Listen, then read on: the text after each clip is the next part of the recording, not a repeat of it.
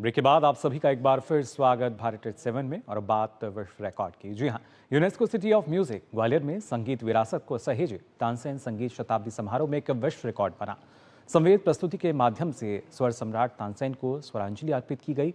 वहीं देश भर से इस कार्यक्रम में हिस्सा लेने वाले कलाकारों का ग्वालियर में अब जमावड़ा लगा हुआ है। Guinness book of world record में दर्ज हुआ तानसेन महोत्सव। संगीत नगरी में स्वर सम्राट रचित रागों की गूंज। गिनीज वर्ल्ड रिकॉर्ड में दर्ज हुई संगीत साधकों की प्रस्तुति। UNESCO city of music Gwalior में संगीत विरासत को सहेजने का अद्भुत प्रयास। संगीत सम्राट तानसेन की स्मृति में आयोजित शताब्दी समारोह।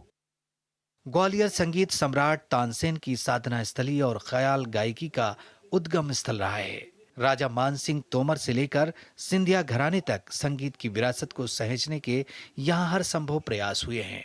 मध्य प्रदेश के मुख्यमंत्री डॉक्टर मोहन यादव ने संगीत सम्राट तानसेन के 100वें उत्सव के अवसर पर 9 शास्त्रीय वाद्यों क्रमशः वायलिन, हारमोनियम, सारंगी, बांसुरी, सरोद, संतूर, शहनाई, पखावज, तबले पर शास्त्रीय बैंड द्वारा दी गई प्रस्तुति के लिए कलाकारों का अभिवादन किया। सुरों की साधना को समर्पित समवेत प्रस्तुति में देश और प्रदेश के 546 कलाकारों ने 9 शास्त्रीय वाद्ययंत्रों का वादन एक साथ किया। यह प्रस्तुति तानसेन रचित 3 राग जिनमें मल्हार, मियाँ की तोड़ी एवं दरबारी कान्हड़ा में निबंध थी। इस प्रस्तुति का संयोजन सुप्रसिद्ध बांसुरी वादक पंडित रोनू मजुमदार ने किया। समवेत प्रस्तुति में वाद्ययंत्रों के साथ ही गायन भी शामिल था। निरंतर 9 मिनट तक वाद्यों का वादन करने पर गिनीज वर्ल्ड रिकॉर्ड रचा गया। विगत वर्ष संगीत सम्राट तानसेन की नगरी ग्वालियर में अपराजेय भारतीयता के विश्वगान राष्ट्रगीत वंदे मातरम की धुन पर ताल दरबार ने मध्य प्रदेश के संगीत को एक वैश्विक पहचान दिलाई थी। वर्ष 1924 में सिंधिया राज्यकाल में शुरू हुए तानसेन समारोह का इस साल शताब्दी वर्ष है। ये वर्ष ग्वालियर के इतिहास के पन्नों में स्वर्णिम अक्षरों में लिखा जाएगा। ग्वालियर घराना संगीत में ख्याल शैली के लिए व्याख्यात है और इससे कई हमारे नवरत्न पूरे विश्व में पैदा हुए हैं और इसी ग्वालियर घराने को हम लोग आगे ले जाएं, यही हमारी कोशिश है। UNESCO city of music Gwalior में भारतीय शास्त्रीय संगीत का राग रंग प्रदर्शनी के माध्यम से एक नया आयाम देखने को मिला। इस पहल का उद्देश्य भारतीय शास्त्रीय संगीत को न केवल सुनने बल्कि देखने और महसूस करने का अनुभव देना है। राग रागिनियों को लेकर के अलग जो जितने भी राग हैं और जितने भी वो पुराने परंपरा से जो ट्रेडिशन चला आ रहा है तानसेन को लेकर के और घरानों को लेकर उस पर हम लोगों को पेंट करना है और सभी अपना अपना काम कर रहे हैं। तानसेन महोत्सव देश भर के संगीत प्रेमियों और कलाकारों को एक साथ लाने का मंच है। मध्य प्रदेश टूरिज्म बोर्ड द्वारा संचालनालय पुरातत्व के सहयोग से प्रदर्शनी का आयोजन किया जा रहा है। तानसेन संगीत समारोह के 100 वर्ष पूरे हो चुके हैं, जिसमें एक से बढ़कर एक प्रस्तुतियां दी जा रही हैं। भारत ही नहीं बल्कि विश्व से इस समारोह में लोग आते हैं और जुड़ते हैं। जो लोग कला और संगीत के प्रेमी होते हैं वो इस समारोह में आकर भागीदारी बनते हैं। कैमरामैन कुमार गौरव के साथ श्रेयस द्विवेदी, डीडी न्यूज ग्वालियर।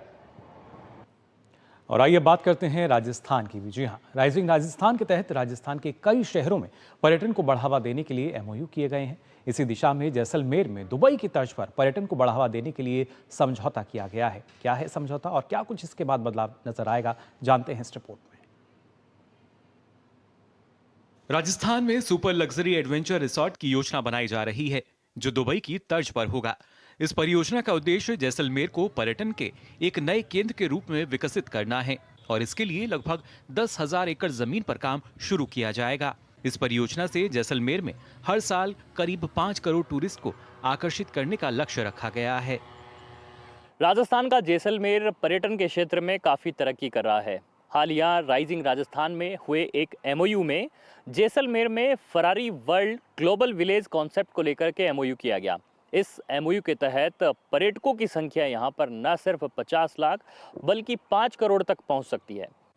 धोरों की धरती पर बनाए जाने के लिए रिसोर्ट में एक शानदार Ferrari world global village hotel, market और एडवेंचर एक्टिविटी की सुविधाएं विकसित करने का प्लान है। इसके अलावा जैसलमेर में दुनिया का सबसे बड़ा खजूर फार्म हाउस भी तैयार किया जाएगा, जिसमें करीब 5 लाख खजूर के पेड़ लगाए जाएंगे।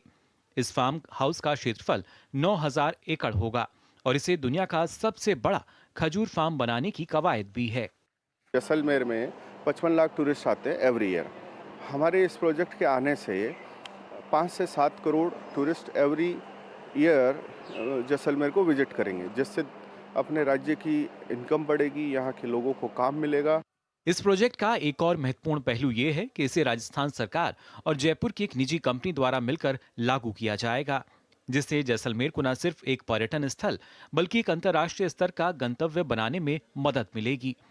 जैसलमेर में जल्द ही मिनी दुबई की तरह एक सुपर लग्जरी एडवेंचर रिसोर्ट तैयार होगा, जो इस रेगिस्तानी इलाके को पूरी दुनिया में एक नए पर्यटन केंद्र के रूप में पहचान दिलाएगा। हजारों के करोड़ों रुपए के एमओयू साइन किए गए हैं, जिसमें अगर मैं बात करूं खूड़ी की, सम की और महत्वपूर्ण बात करूं बॉर्डर टूरिज्म की। अगर ये तीनों एमओयू होते हैं धरातल में जब ये आते हैं तो आप सोचिए जैसलमेर में कितना जैसलमेर के टूरिस्ट बढ़ा हुआ मिलेगा और जैसलमेर को कितना रोजगार मिलेगा।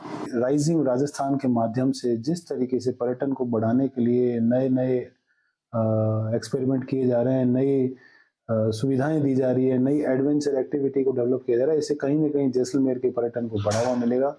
जैसलमेर का पर्यटन कहीं ना कहीं रफ्तार पकड़ेगा। जिस निजी कंपनी की योजना को लेकर समझौता किया गया है, वह पहले से ही बड़े स्तर पर खजूर फार्मिंग कर रही है। कंपनी के समझौते में इसी फार्मिंग को जिले में बढ़ावा देने का मकसद है।